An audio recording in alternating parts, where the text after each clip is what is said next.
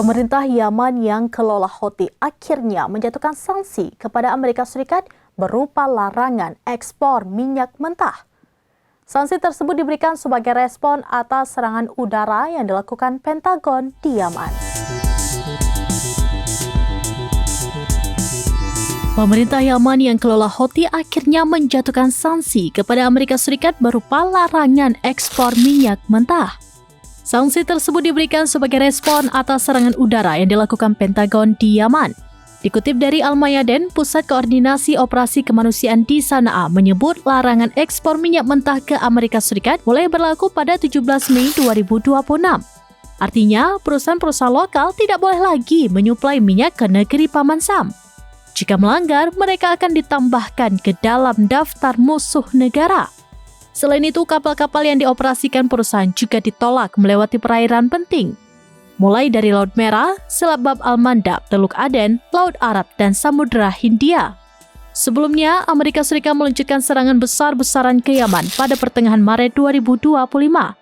Pentagon berdalih agresi tersebut bertujuan untuk memberi pelajaran kepada Houthi yang terus menyerang kapal di Laut Merah. Hingga saat ini, agresi masih berlangsung dengan total korban tewas diprediksi melebihi 600 orang.